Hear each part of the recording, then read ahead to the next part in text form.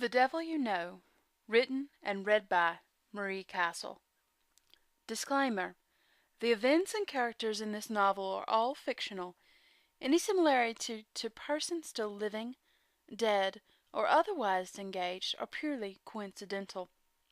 The same holds true for the history related herein, with one possible exception. While the local university may have dead bodies stored in a few of their freezers, and please note the author does not state this as a certainty, but only a potentiality, these, should they exist or have ever existed, are not kept under the rose garden. Corpses do not make the flowers smell sweeter. That part of the story is simply a poetic twist of the author's pen. Author's note: in everyone's life there comes a moment when they look into the mirror, see their own face, and wonder at the creature they have become. For some, that is when they see both the devil they know and the devil they don't. Is this the case, dear reader, for Kate and those whose lives cross her own? I could not say, but sometimes I wonder. Perhaps you can read and wonder with me, and maybe you'll find, as I, that the questions are often more valuable than the answers. Bon appetit. M. Prologue. Denor, the first of Hell's 7 realms. 30 years, 10 months, and a lifetime ago. Evie's exhausted heart labored, chipping away at her fortitude with each stumbling beat. Slowly, steadily, she moved doggedly forward, favoring her wounded shoulder, pacing herself in the heat that persisted despite this world's golden-red sun having set hours ago. 3 moons hung low overhead, making it easy to see and be seen. Her weary eyes searched the blue desert cliffs for shelter. The land was littered with strange rock formations, scraggly golden shrubs, and oddly colored purple cacti.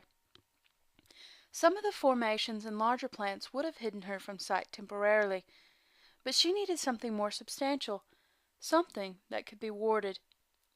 It wasn't a question if she would be found, but when. They had been on this world 2 days, and like her pursuers were not trained for such harsh conditions, but they followed her with almost mindless diligence. They knew her blood was their only escape. Unlike Earth, there was no life here to fuel the opening of a portal. Unless they turned on each other, there was no sacrifice here but her. And that was how Evie wished it. She would not be forced to watch another girl die.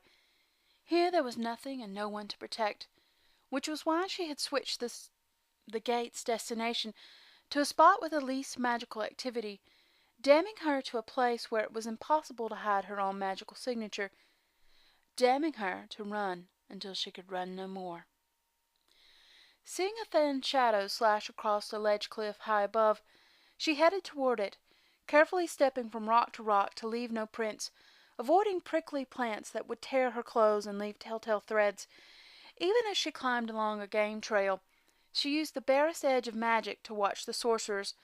There were 13, possibly more, slowly moving a mile behind, too many to fight alone. Fortunately, her mamma hadn't raised a fool. Evie was intent on running, not fighting. She would not die today.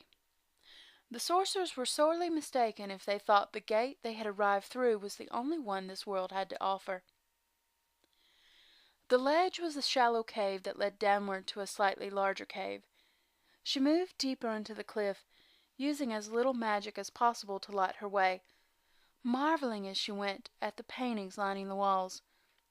Some showed men with wings fighting men covered in flames as they hovered in a dark night sky, remarkably like the one she had just left. 3 shadowed moons hung low against the horizon.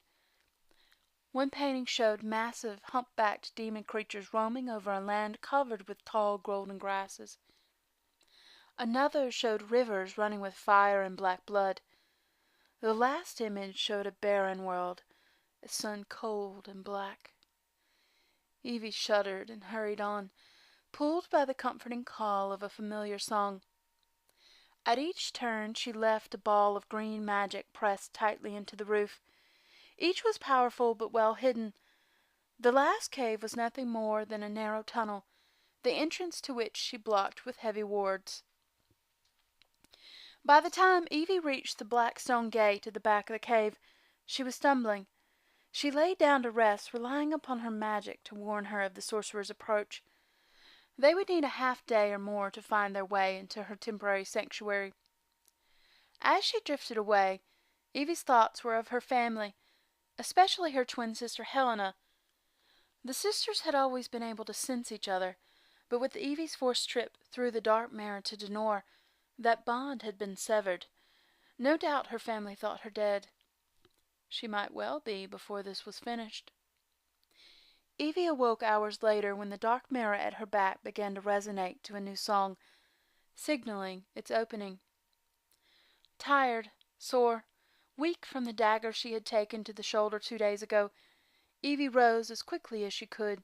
Her sword had long since been lost, but she was far from defenseless. She stood ready, an orb of green magic blazing in her hand, when the black-haired demon, his body encased in fire, stepped through the liquid blackness. The bright light shining from the gold medallion at his neck was blinding in the dim cave.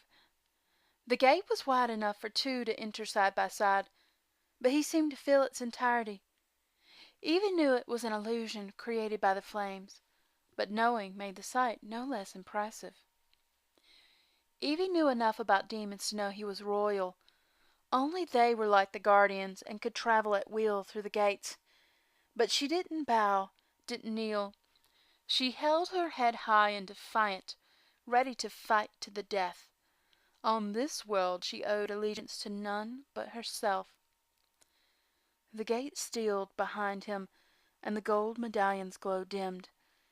Evie's jade eyes met the demon's light blue ones. The man smiled, noting the demon's powerful protections. His power shot out, sensing the traps she had left for those following her.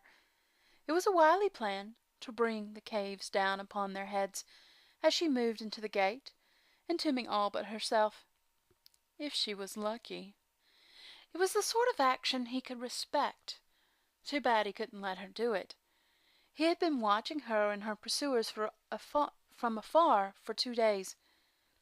She was strong, brave, resourceful. He had already decided to intervene when the threat her magic posed to the caves made his impulsive decision an obligation. This place was sacred to his people. It was his duty to preserve it. Guardian, he tipped his head to her, his voice smoothly even. She was the first gatekeeper to cross into their lands in hundreds of years. Their entrance wasn't forbidden, but there were rules to be observed, formalities to honor, and for good reason.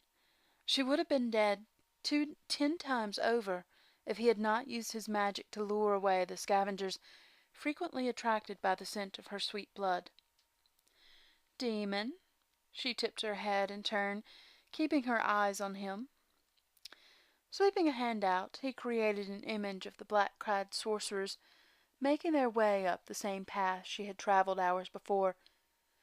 While she slept, the sun had risen. She could see the men's skin boiling red under the bright rays, the sweat beading on their heads, the blood now long dry on their hands. They would have been wise to do as she and travel by night. Even demons did not willingly venture into the desert during the day's heat. "You bring trouble to my world," he said. "Believe me, it wasn't my intention." Her voice was hoarse from disuse and dehydration. The demon considered the woman before him. Her normally bright red hair was dull with dust and sweat. Her hands shook with tiredness. But her shoulders were back and proud, her stance fierce. It was the fight he saw in her eyes, the determination he had watched fuel her for these 2 days, that had made him wish to help her long before she had found his people's ancient sanctuary. "Your kind and mine have an agreement," he said. His eyes glowed bright with magic. Fire swelled in their depths. "Do you know what it is?" She nodded once. "Good," he responded, waving his hand. As they watched, the men pursuing her erupted in flames, their mouths open in silent screams. The image changed to the gate they had used miles away to enter this world. One man lay on the ground, snoozing in the dry riverbed's shade. The other sat lazily guarding the black stone that had once lain under 20 feet of rushing water. Within a second, they too were in flames. In the span of a few heartbeats, her enemies were dead. Her pursuers had become the prey, but she was no less trapped. While her sister had studied demonology, Evie kept the Guardian's lore. This demon lord had done her a favor. Unrequested or not, she was obligated to return it. She owed him 4 days for each sorcerer he had killed on her behalf. She counted the smoldering piles. 60 days. Her magic, counsel, and service were his for that period. He held out his hand. Evie looked at it. She was obligated to serve him, but not touch him. As his medallion began to glow again, turning the black stone to liquid, Evie found herself placing her hand in his. Both flinched at the spark that arced between them, but neither acknowledged it. "Demon," she asked, "what are your expectations?" He looked at her, his eyes piercing in their clarity. "Call me Falcon." Just before they stepped into the stone, he succumbed to a moment of unprecedented weakness. "I have no expectations," he assured her. "I would release you today if I could. But there are rules that must be upheld." She nodded and stepped through with him, moving with the blink of an eye to the demon's home on the other side of this world. Strangely, she believed him. For a man who could kill 15 men without thought, he was a surprisingly honest demon. If she could find a way to let her family know she was safe, the next 2 months might not be the torture she had expected. Of course, she could be wrong. Sometimes expectations, or the lack thereof, simply begged to be broken.